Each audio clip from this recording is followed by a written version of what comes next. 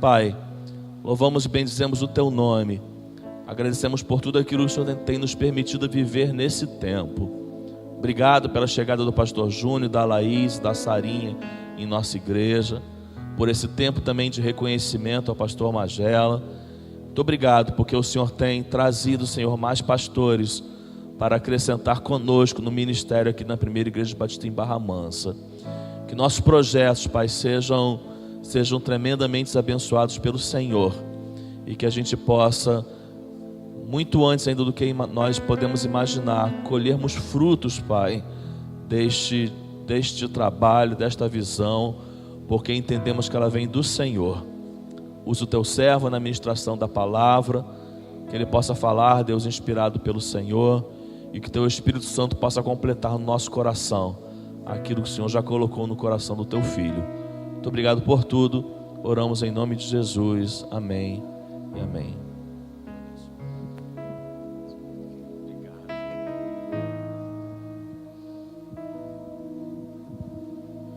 A paz de Cristo a todos, amém? Queria desde já estar agradecendo ao pastor Ismael pelo convite, por todo esse apoio que ele tem dado, ele e sua família, a mim e a minha família. Dizer também que eu sou bastante grato pela vida dos irmãos. Nessa semana, principalmente, em que houve o falecimento da minha avó, eu recebi muitas palavras de conforto, recebi palavras de encorajamento, e eu pude perceber o cuidado de Deus com a minha vida e principalmente o carinho dos irmãos para comigo, para com a minha família. Queria também agradecer ao Mateus pela receptividade, pela recepção, por estar me abrigando esse final de semana, e dizer que quem quiser ir para a casa do Mateus se hospedar lá, não vai se arrepender, vai ser muito bem tratado, muito bem recebido. Eu queria também falar o seguinte, que essa semana foi muito legal, porque o pessoal perguntou assim: mas pastor, o senhor, o que o senhor vai fazer final de semana? Então, final de semana eu vou para a minha igreja. E qual é a sua igreja? A minha igreja é a Primeira Igreja Batista em Barra Mansa. E não tem como mensurar a minha felicidade de estar fazendo parte desse corpo aqui junto com vocês, amém? Eu queria dividir aqui com os irmãos algo que Deus tocou em meu coração. O tema da mensagem de hoje é cristão verdadeiro. E eu queria que você abrisse a sua Bíblia, acompanhasse o texto bíblico, no livro de Atos dos Apóstolos, no capítulo 4, a partir do versículo 36. Eu queria que você prestasse bastante atenção naquilo que Deus tem para falar, porque Ele está falando comigo, e Ele vai falar com você também. E eu queria muito que você captasse tudo aquilo que o Espírito Santo tem reservado para você na manhã desse domingo. Atos dos Apóstolos, capítulo 4, a partir do versículo 36. E diz assim a palavra do Senhor: José, um levita de Chipre, a quem os apóstolos deram o nome de Barnabé, que significa encorajador, vendeu um campo que possuía, trouxe o dinheiro e o colocou aos pés dos apóstolos. Um homem chamado Ananias, com Safira, sua mulher, também vendeu uma propriedade. Ele reteve parte do dinheiro para si e, sabendo disso, também sua mulher, e o restante levou e colocou aos pés dos apóstolos. Então perguntou Pedro: Ananias, como você permitiu que Satanás enchesse o seu coração a ponto de você mentir ao Espírito Santo e guardar para você uma parte do dinheiro que recebeu pela propriedade? Então, ele não pertencia a você? Depois de vendida, o dinheiro não estava em seu poder? O que o levou a pensar em fazer tal coisa? Você não mentiu aos homens, mas sim a Deus. Ouvindo isso, Ananias caiu morto. Grande temor apoderou-se de todos os que ouviram o que tinha acontecido. Então os moços vieram, envolveram o seu corpo, levaram-no para fora e o sepultaram. Cerca de 3 horas mais tarde, entrou sua mulher, sem saber o que havia acontecido. Pedro lhe perguntou: diga-me, foi esse o preço que vocês conseguiram pela propriedade? Respondeu ela: sim, foi esse mesmo. Pedro lhe disse: por que vocês entraram em acordo para tentar o Espírito do Senhor? Veja, estão à porta os pés dos que sepultaram seu marido, e eles a levarão também. Naquele mesmo instante, ela caiu morta aos pés dele. Então os moços entraram e, encontrando-a morta, levaram-na e a sepultaram ao lado de seu marido. E grande temor apoderou-se de toda a igreja e de todos os que ouviram falar desses acontecimentos. Feche teus olhos nesse momento. Quero orar com você. Senhor, aqui estamos diante de Ti, Pai, e em especial quero entregar a minha vida nas Tuas mãos, para que eu seja um instrumento, Pai, do Teu Espírito, para falar daquilo que o Senhor tem para nossas vidas nessa manhã. Que o Senhor possa estar abrindo os corações e os ouvidos, para que todos fiquem atentos à Tua mensagem, e que ela venha produzir, Pai, frutos em nossas vidas. É o que nós Te pedimos e agradecemos, em nome do Senhor Jesus. Amém e amém. Então, irmãos, eu estava refletindo sobre ser cristão. Mais precisamente, eu estava refletindo sobre ser cristão nos dias atuais.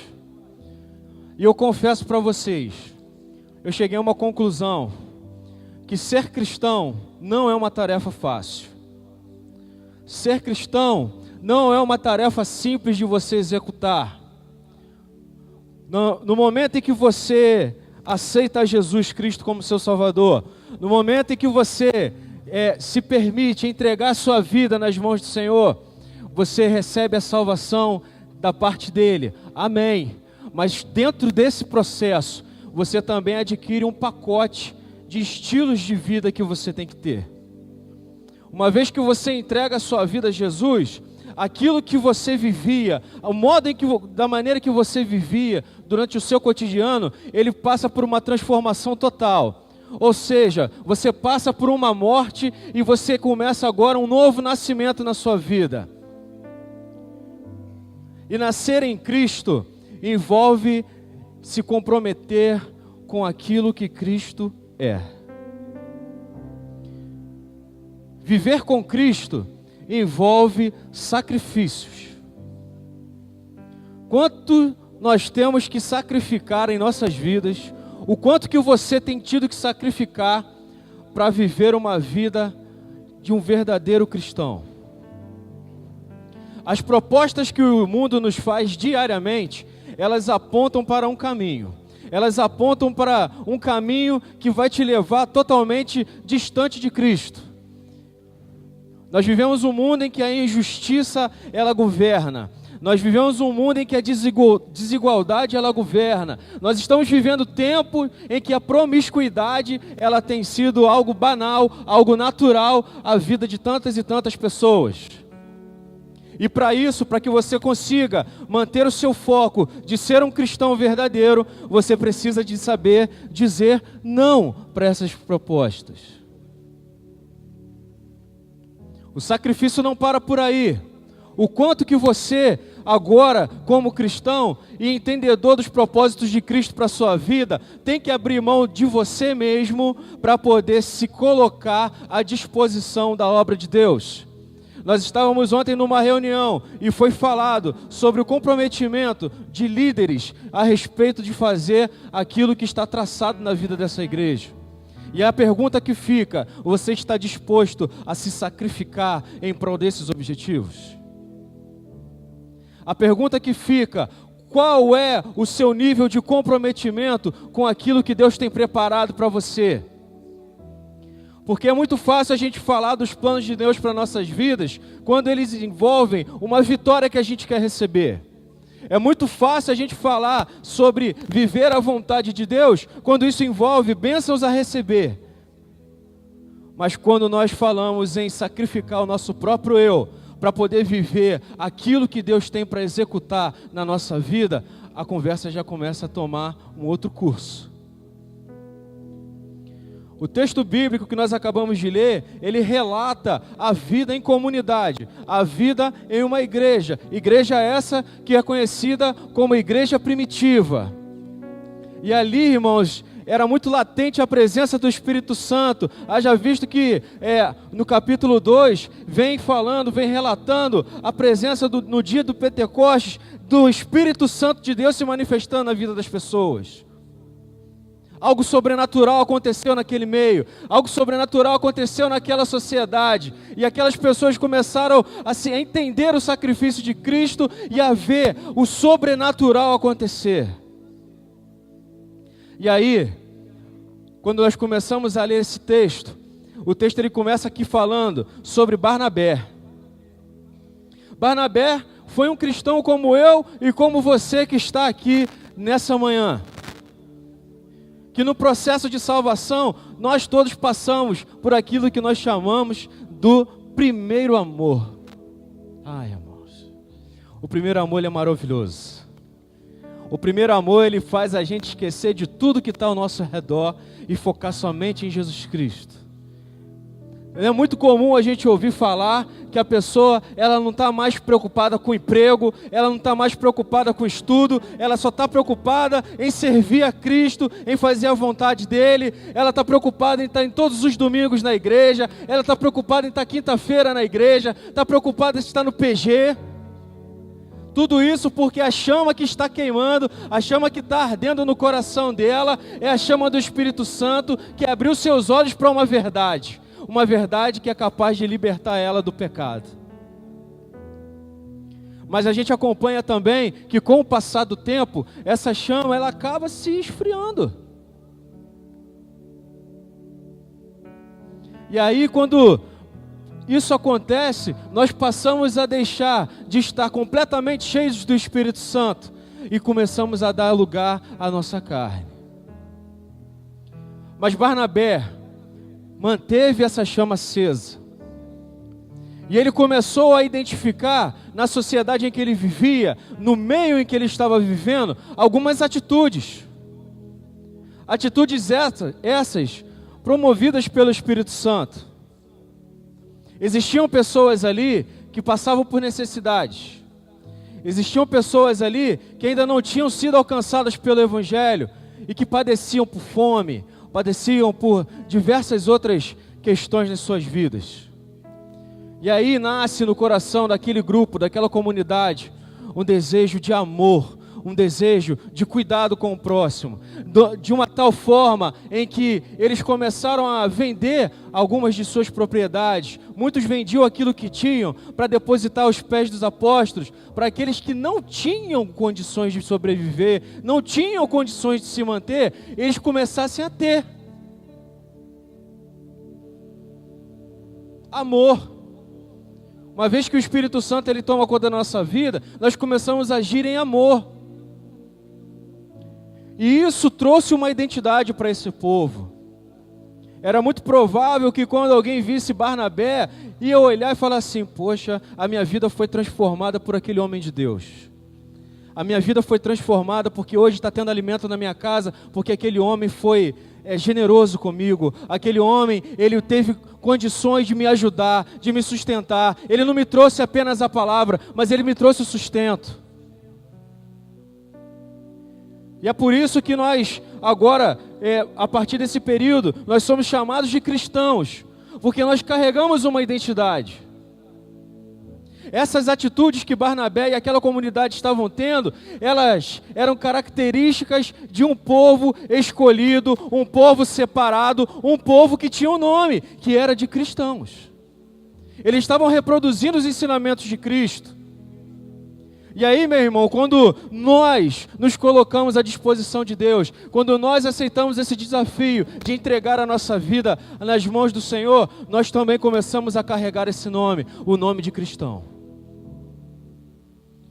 Leandro, você já não vai ser mais identificado como Leandro. Você vai ser identificado como um cristão, membro da primeira igreja batista em Barra Mansa. Deus ele dá essa identidade para a gente, porque ele faz com que o velho homem, ele simplesmente desapareça, para que dê espaço a uma nova vida, a uma vida que venha trazer transformação. Mas o texto ele consegue nos mostrar uma outra realidade totalmente diferente da de Barnabé. E ele avança. O relato de Lucas em Atos, ele fala que também movidos no desejo de contribuir, Ananias e Safira vendem uma de suas propriedades. Mas ao contrário de Barnabé, eles entram em acordo e falam: vamos reter uma parte desse dinheiro e vamos entregar a outra parte. E essa parte que nós vamos entregar, eles vão entender que foi o preço da nossa propriedade. E eu acho que é aí que começa a ficar muito sério. Porque como eu falei aqui, quando nós entregamos a nossa vida a Cristo, nós temos uma identidade. Nós somos chamados de cristãos. E por ser chamados de cristãos, nós carregamos conosco o exemplo de Cristo. E quando a gente mancha o nosso nome, nós não estamos manchando apenas o nosso nome, mas nós estamos comprometendo o nome de Cristo a quem quer que a gente venha propagar o Evangelho. E Ananias e Safira queriam estar fazendo parte desse grupo de santos. Eles queriam mostrar essa santidade. Eles queriam estar carregando essa identidade. Mas os meios em que eles se propuseram a fazer isso não foram corretos. Eles optaram por mentir. Eles optaram por tramar algo pecaminoso. E aí, nesse exato momento em que eles começam a tramar a venda do terreno, não é mais o Espírito Santo que está agindo na vida dele, mas o que ele começa a dar lugar no coração deles é para as ações de Satanás. É duro a gente falar isso, porque quando a gente fala do diabo, a gente fala de uma figura que a gente quer ter distância. A gente fala de um ser que a gente não quer ter nenhum tipo de proximidade. Mas a gente não consegue imaginar o quanto de espaço que a gente dá para ele durante toda a nossa vida. Ele não precisa que você convide ele precisa apenas de uma brecha. Ele é capaz de fazer com que pessoas que são governadas por Deus, que são governadas pelo Espírito Santo, elas abram mão disso para serem governadas por Ele, para fazerem as vontades dEle. E Ananias e Safira, nesse exato momento em que eles começam a ter a ideia, eles já começam a abrir a brecha para que o diabo tome conta da vida deles. É o pecado, irmãos. A palavra, no entanto, diz que quando eles chegam para poder entregar essa oferta, eles recebem um confronto. O apóstolo Pedro fica diante de Ananias e ele faz uma pergunta para ele. Pedro olha diretamente para Ananias e aí você entenda, querido. Pedro não era adivinho, Pedro não tinha poderes sobrenaturais, mas Pedro estava regido pelo Espírito Santo. E ele faz a seguinte pergunta para Ananias: como você permitiu que Satanás enchesse o seu coração a ponto de você mentir ao Espírito Santo? Essa pergunta ela é completamente situacional. Porque eu quero agora que você caminhe comigo, não mais para o período em que estávamos vendo aqui a igreja primitiva se montando, se estruturando, mas eu queria que você caminhasse comigo agora para aqui para dentro da igreja, PIB em Barra Mansa.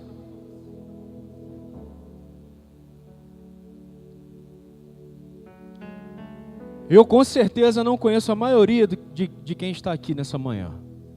Vai levar um tempo para eu conhecer todas as pessoas. Mas se alguém me perguntar, se alguém entrar aqui durante uma celebração, no momento em que estiver tocando os louvores, a gente vai dar uma olhada para a plateia. E a gente vai ver pessoas levantando suas mãos, adorando. Pessoas se quebrantando. Pessoas proferindo palavras de adoração a Deus. Se a gente for um pouquinho mais a fundo, a gente vai ver pessoas trabalhando na vida da igreja. pessoas com cargo de liderança, pessoas dando apoio, suporte a toda a estrutura que a igreja exige. E a gente pode evoluir até para um convívio de intimidade, de você me chamar para ir para sua casa, para almoçar. E, irmão, tenha isso no seu coração. Me chame para sua casa para almoçar, porque eu vou ficar muito feliz. E a gente vai estabelecer aquela relação de amizade, de cumplicidade. E eu vou conhecer um pouquinho mais de você. Mas ainda assim, eu não vou conhecer o suficiente para saber quem você é. O que eu quero dizer para você é que, embora a gente tente passar uma imagem para as pessoas, que embora a gente esteja imbuído na obra de Deus, que embora a gente tenha se entregado nas mãos do Senhor, embora a gente tente fazer tantas e tantas coisas no universo de Cristo, nós somos pecadores e nós sabemos dos nossos pecados. E por mais que você insista em esconder aquilo que está acontecendo na sua vida, por mais que você insista em deixar de lado aquilo que está corrompendo a sua fé, Deus, Ele te conhece. Deus, Ele está te vendo. O que eu estou querendo dizer para você é que não importa que você venha aqui na frente e ministre louvor, não importa se você é diácono na casa do Senhor, não importa se você está aqui no Desperta Débora adorando a Deus, orando pela sua família. Se você estiver em pecado, Deus estará sabendo de tudo o que está acontecendo com você. O pecado de Ananias e Safira não foi de querer vender algo e reter o dinheiro. Até porque a palavra diz que em nenhum momento foi solicitado, foi pedido para eles que eles fizessem isso. Eles poderiam congregar ali com os irmãos sem ter vendido nada. Isso é uma atitude que cada um tem que ter. Mas o pecado de Ananias e Safira foi querer mentir ao Espírito Santo. Viver uma vida de falsidade. Não tem como eu e você viver uma falsa santidade. Porque você pode me enganar, mas você não vai enganar o Espírito Santo de Deus.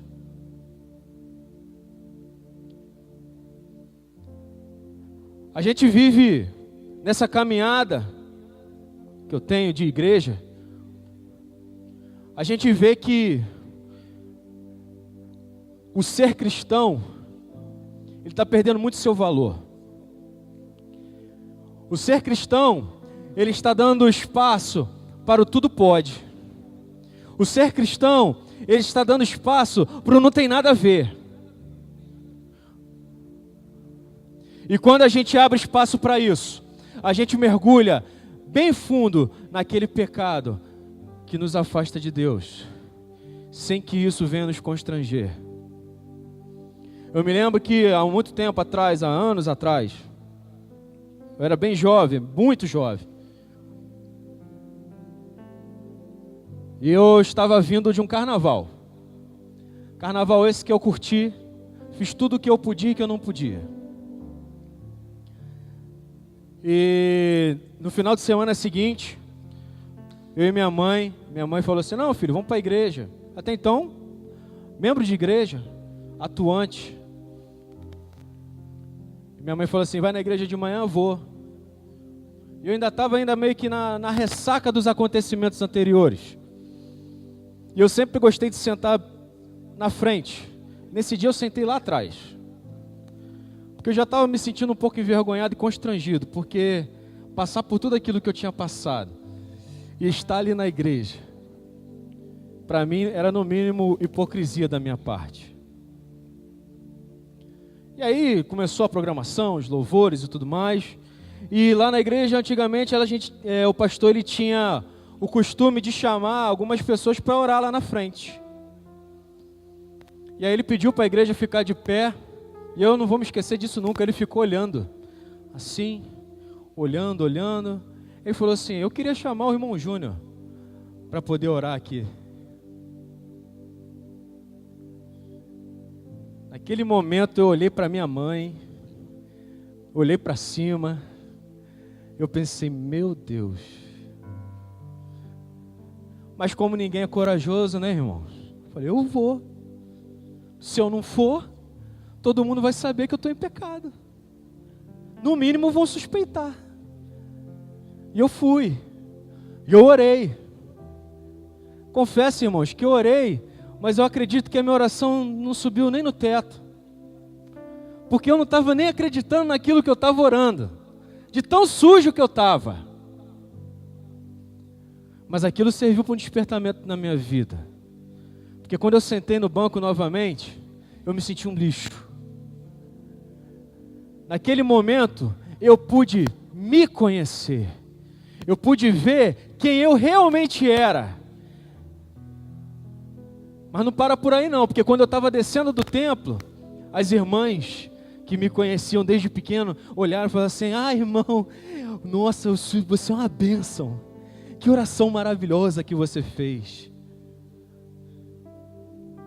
Vendendo uma santidade imunda, vendendo uma santidade mentirosa, vendendo aquilo que eu não era, aquilo que eu não vivia, e as pessoas achando que eu era o santo.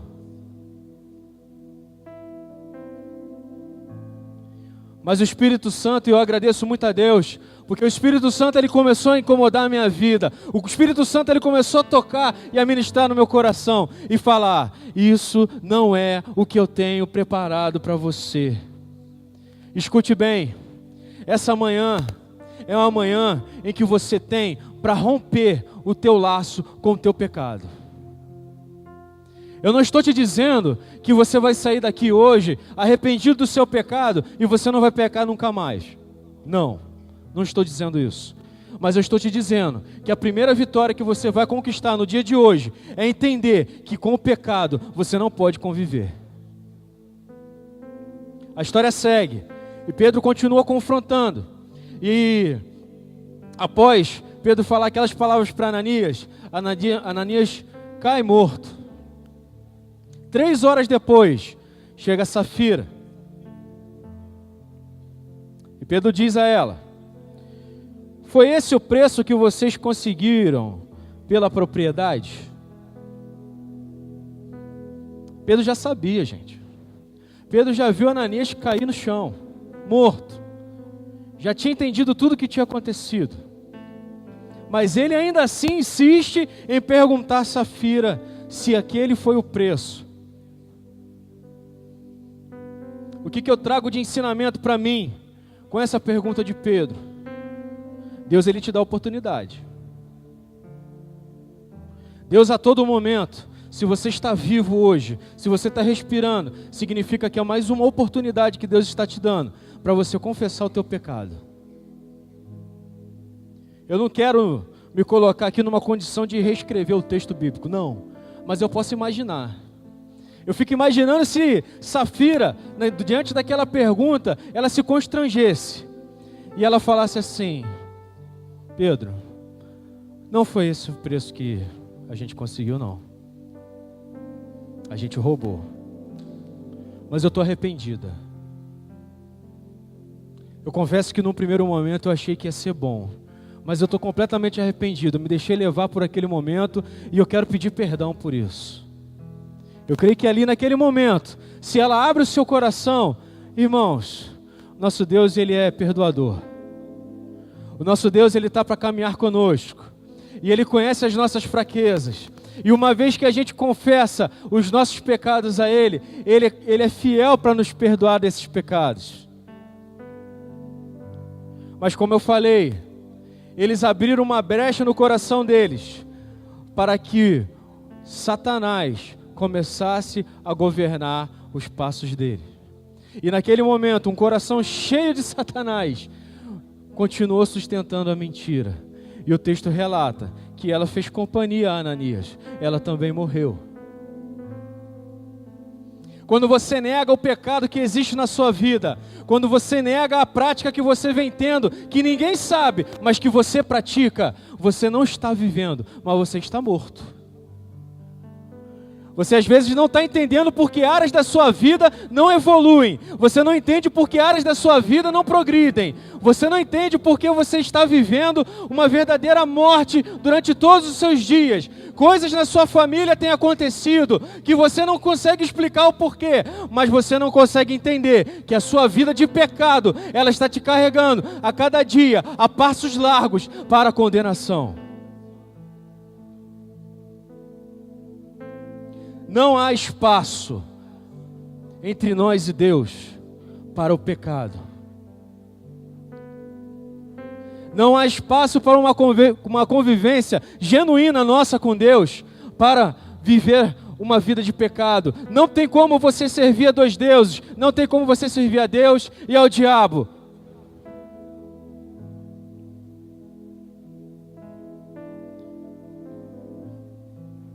Mas no coração de Deus há espaço para aquele que se reconhece como pecador e que luta e que se arrepende e que pede a Ele forças. A primeira epístola de João, no capítulo 1, versículo 9 diz: se confessarmos os nossos pecados, Ele é fiel e justo para nos perdoar os pecados e purificar de toda injustiça. Essa luta que você vem travando, abra sua boca, meu querido. Você tem aqui uma igreja. Você aqui tem um pastor. Você, em primeiro lugar, deve confessar a Deus: Deus, existe essa área da minha vida em que eu não estou conseguindo progredir, porque eu estou dominado completamente por esse pecado. Eu estou dominado completamente por essa prática, por essas atitudes, por esse costume que eu não consigo abrir mão. Mas, Senhor, no poder do Teu sangue, eu quero, a partir de hoje, me libertar disso e entregar a minha vida para a atuação do Teu Espírito Santo. É declarar a Ele, é falar: Deus, é isso aqui que eu estou fazendo e eu não quero mais. O segundo passo, procure seu pastor. Abra o seu coração para Ele. Ele é mais um que vai caminhar com você. Ele é mais um que vai estar estruturado e preparado por Deus para dar aquela palavra que você precisa receber, para te confrontar. Permita que o pastor seja um Pedro na sua vida, que traga realmente confronto, que não fale o que você quer, mas que fale aquilo que você precisa.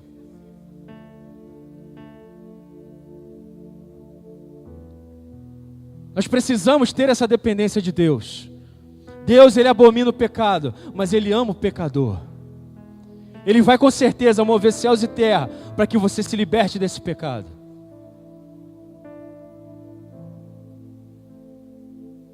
Eu estou caminhando para o fim dessa mensagem. E eu quero que você entenda de uma vez por todas o que é que Deus procura quando Ele olha para esse lugar aqui.